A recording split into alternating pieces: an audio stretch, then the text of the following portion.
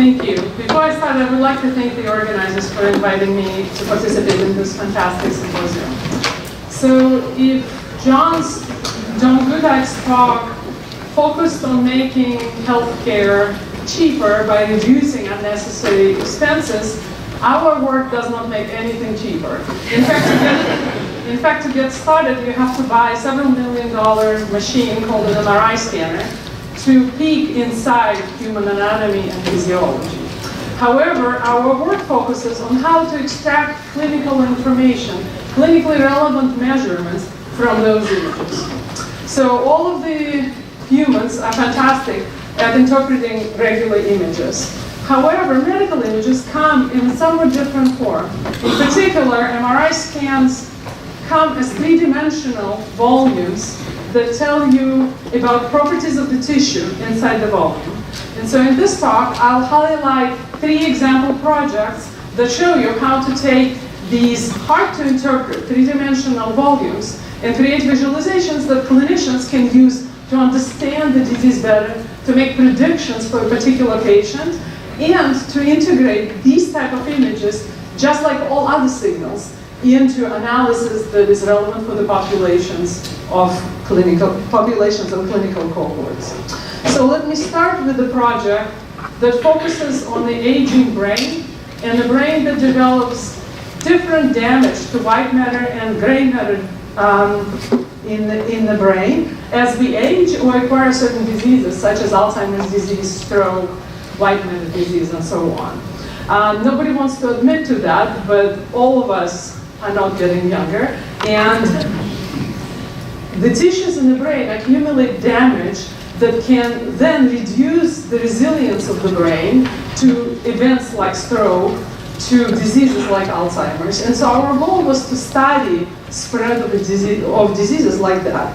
But we started from somewhere a bit different. In particular, we asked the question, suppose I had a scan of someone at a particular age, and I knew a lot about that patient or a subject in the study. For example, I would know their demographic, I would know some genetic information about them, I would know what other prior medical history they have. Could I predict how their brain will age over the course of the next few years? And in particular, our insight here is that if your information that it does not sit in the images is very similar to information of other people, then your anatomy will change in a way that is similar to how their anatomy is changing. And so we trained a generative model that does exactly that. It captures similarity between patients in their genetic profile and their demographic information and their clinical history, and predicts images that would be acquired by MRI, say 2 years down the road. We've done this from a very large collection of images of people aging in a healthy way, as opposed to people who have dementia and Alzheimer's disease. For those patients, we had the follow-up scan, so the model could actually identify the changes in the scan that are a function of genetics and clinical history. So let's see what this model does on new images, for which you would want to predict. So to start with, our model predicts MRI scans that look realistic. So this is the first sanity check. It's not clinically relevant or important, but this is something that we would like to do, would like to make sure happens. So let's see. These images are showing only 2-dimensional cross-section through the brain. It goes kind of like that. The icon there on top, let me see. The icon here should show you the plane through which I'm cutting. The full scan is 3-dimensional scan where you get access to all the locations in the brain, but of course I can only show you one cross-section at a time. All right, so for this patient, this is the cross-section through their brain. The gray matter sort of goes along the outlines of the brain. The white matter, which is the brighter areas, is all of the connections from neuronal bodies that sit in the gray matter and connect to other neurons in other parts of the brain. So in some sense, we can think of gray matter as the computational power, and the white matter is the connections between different units. Now, we outlined these cavities inside the brain. The reason why it's dark is because they're filled with fluid. So these are called ventricles. And as we age, unfortunately for everyone, it's just a question of rate, both the white matter and the gray matter degenerate. And the reduced volume of the brain means that the ventricles increase. So in many of these images, you will see increasing of the ventricles, but it's not because the ventricles are growing, it's because the fluid is filling the empty spots. Okay, and we outline the ventricles just so that you can see, so you can zoom in onto that structure. So here's a cross-section through the scan that our model predicts this patient would have 2 years down the road. It turns out that for this patient, we had a follow-up scan, so we can validate our method by comparing to the true follow-up scan. And I don't expect you to go pixel by pixel and see the difference and try to identify differences and similarities. This is just to emphasize that we're creating images that are quite accurate, and of course, we validated it by making careful measurements from real images and from the predicted images. So you could ask, well, so what is this good for? So here's an example of what it's good for. For a particular patient, you could take a look at the image, and I put a circle here around the area where I want you to focus by comparing to the images and all the other examples that I'll show you. So this is the original scan, and again, I'm just showing you that cross-section through the scan. Here's the follow-up image 2 years later. Here's the prediction that our model makes, if you suppose that this patient had not had an Alzheimer's disease. So you can ask a question of what would the brain look like if the disease had not affected the brain. So the disease affects the current state as well as evolution of the degeneration as time goes on. So our algorithms enable clinicians to see not only the progression of the disease as it happens in reality, it also can show trajectories of the same patient, but without the disease that affected the brain. So as a result, you can focus on areas that actually are different for the particular patient compared to the trajectory that is specialized to this specific patient. It's not some average brain that removes the effects of the disease. So for example, here, and this is a little bit of a too simple example, just to demonstrate the principle, here we see that in this particular patient, the ventricles are much bigger in the actual follow-up scan, which is a well-known effect of Alzheimer's disease, that the brain overall degenerates and the ventricles increase. So we are currently working with our collaborators at Mass General Hospital to implement applications of this approach to study of diseases such as white matter disease. So the white matter disease is a chronic disease that happens to basically everyone in life, where a tiny vessels burst in the brain, and the small microbleeds that happen because of that damage a little bit of the white matter. It turns out that it starts, so this is a cartoon picture of the brain. Again, the white matter disease starts around the corners of the ventricles, and then when you see the advanced stages of the disease, it might look like that. So our work now is advancing population-level models of how white matter disease spreads in the brain and which aspect of it is affected by genetics, demographic factors, and previous clinical history. Shifting the gears a little bit. The second example that I want to show you changes the organ. So most of our work is in the brain or in the heart, because those are the two in which MRI provides the most detailed information of the tissues. And so as a result, we collaborate with clinicians who focus on diseases of those two organs quite a bit. Now, the change here is not only in the organ we're going to look at, but also at the end of the spectrum that we're going to look at. If the previous project focused on the aging brain that might have an Alzheimer's disease, so probably pretty close to the end of their life, this project focuses on newborns. So it turns out that a small number of kids are born with a heart that is not wired properly. In particular, there might be openings in the wall between two heart chambers which means that the blood flows in the wrong direction, which in turn means the heart is not nearly as effective as it should be in pumping fresh blood to the brain, to the lungs, and to the rest of the body. This causes quite a lot of developmental problems later in life, and as one of my clinicians say, adult hearts all look alike because you don't get to be an adult if your heart doesn't look like that. So many of these kids, before congenital heart defect surgery came about, just basically didn't have a hope of surviving to adulthood. These days, in top children's hospitals, such as Boston Children's Hospital, the surgeons look at MRI of the heart to understand what the defect is and plan the surgery. So what are the challenges with that? Well, so to start with, and this is our work in collaboration, again, as I mentioned, with Children's Hospital, the MRI sequences need to be adjusted to be able to image a very small heart.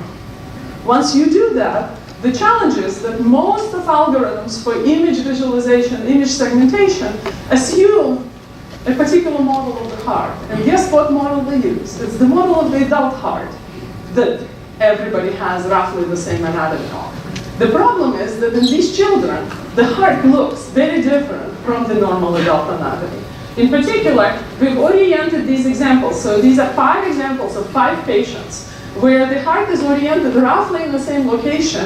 We labeled them with medical terms, so right ventricle and left ventricle, for you to be able to match it a little bit across different hearts. And you can see how, while these hearts look sort of similar, as you go down the row, down this row, this heart is of a patient who already had an intervention and might have had very different shape of the ventricle, very different shape of the blood vessel.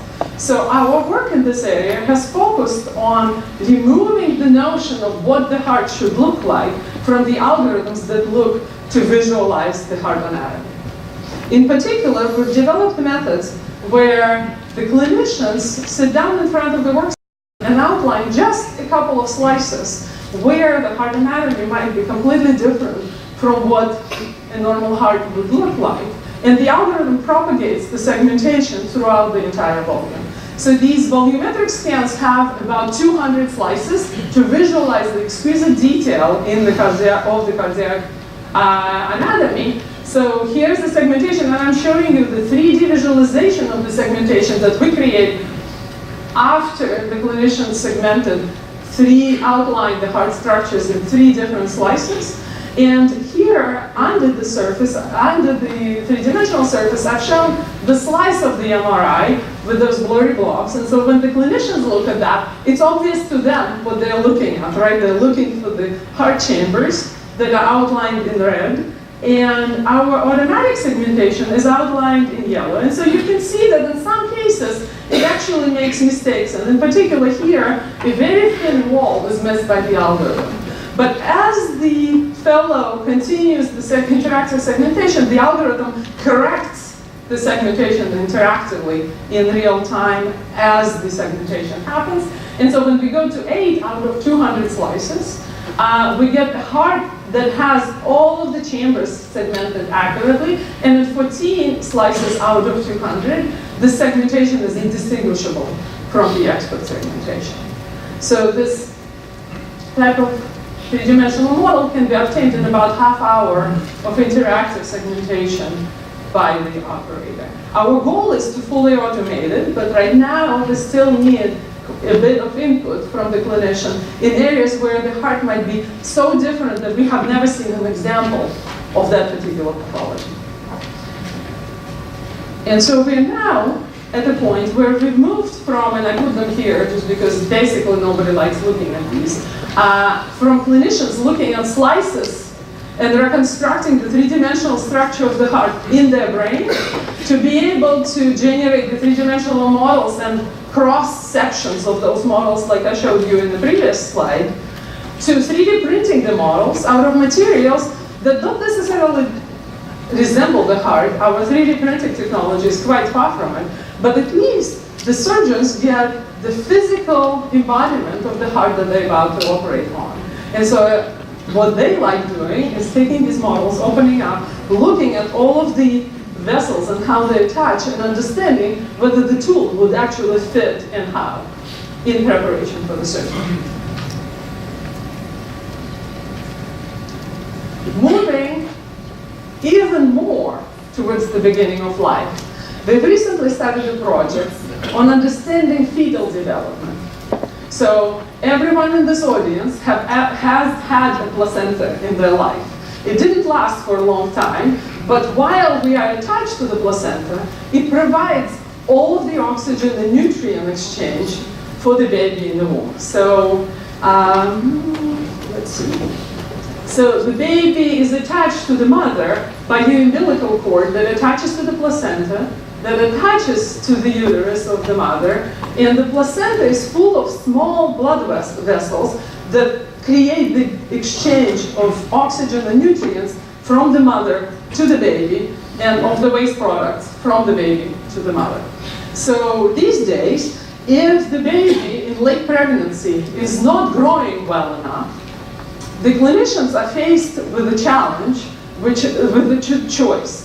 So they can either deliver the baby prematurely and risk all of the complications that come with premature birth, or they can leave the fetus inside the mother and risk the fetus not surviving or doing poorly because the placenta has stopped delivering the oxygen and the nutrients to the baby. And the way you would make that decision is you would try to guess if the baby were too small, sort of normally small, or stop developing because the placenta is not functioning. So right now, the mothers with babies who stop growing at some point or slow down in their growth are referred to ultrasound, which measures the velocity of the blood. However, it cannot tell you whether the oxygen actually goes from the maternal side to the fetal side. MRI, in contrast, can. And so, but in order to do that, we would need to find the placenta in the image, we find the fetal brain in the image, and actually track them across dynamically to understand the changes in oxygen throughout the dynamic scan. So to show you what the challenge is and what the solution is, I want to show you a movie of dynamic MRI in which, so this is actually twin pregnancy, and the regions that you will show that our algorithm identifies and tracks automatically throughout time are blue is the placenta, and the reason why you have some of the breaks is because it's a three-dimensional organ. Remember, again, I'm showing you one slice through the three-dimensional scan, but in reality we have the placenta that is a three-dimensional structure, and this is actually twin pregnancy. So we have brain of the baby 1, brain of the baby 2. Here you have a little bit of a liver for one of the babies, and the second liver will pop in as they do. So we've built algorithms that automatically track important organs, such as placenta, fetal brain, and fetal liver, throughout the dynamics. Now, unlike MRI of an adult, who you can ask to lie down on the table, get into MRI scanner, and lay there still, you can't tell that to unborn babies. They will do whatever they do. And so here you can see the hands and the feet popping in, and so there was a little bit of a liver, again, coming into the slides that I'm showing you. And our algorithm tracks these organs. Now, why would you want to track the organs? Because it turns out that MRI is fantastic for oxygen contrast. In particular, hemoglobin, which is the main molecule that carries oxygen in your blood to different organs, looks different on MRI, whether it's bound to oxygen or after it released the oxygen. And as a result, it's a completely natural contrast, no radiation, no contrast agents, so it's much safer than any other imaging modality to study this problem. And so we track the organs, and then study the behavior of the signal inside each organ in babies who are developing normally and in the babies who, after the birth, the pathologist decided that their placenta was dysfunctional. And so here, for example, you can see sort of curves of, so 10 minutes is when the mother gets pure oxygen. And you can see the concentration of oxygen rise and drop in the placenta as the mother starts breathing oxygen and gets room air again. And so when we look at the curve for the placenta that is functioning normally, and we look at the curve of the rice, so this is just a zoomed in version, you can see the difference in how the oxygen contrast in the placenta that has troubles is behaving. Now, again, you can ask, how do you know that the placenta is having troubles? Isn't that the whole goal of the imaging? So this was as a part of a study where after birth, the pathologist actually looked at the placenta, looked at the slices of the placenta, and could identify pathological regions in the placenta and confirm that these babies weren't growing as fast as others because their placenta was not delivering oxygen and probably other nutrients as well. So here you can see how by using computational methods, we take images that people can barely track by looking at them and create quantitative measures of the function and the anatomy to create biomarkers of how the placenta is functioning. All right, before I conclude, I want to thank many people who helped with this research, including all the graduate students whose pictures you've seen associated with the project and the postdocs as well. We are blessed in Boston to have connection to be in a very active medical ecosphere with several top hospitals, with clinicians who are extremely curious about how we can use technology to help cure people and treat them. And so I've been blessed with fantastic collaborators from Mass General Hospital, Children's Hospital Boston, and Brigham and Women's Hospital. And the example of projects you've seen here would not have happened with those connections. And finally, I want to highlight that we are extremely grateful to Wistron, who I believe is a member of the APOC Foundation, for supporting our research in predictive modeling that, again, some of the examples of that you've seen in this talk. So to conclude, images tell us a lot about anatomy and physiology if only we could listen.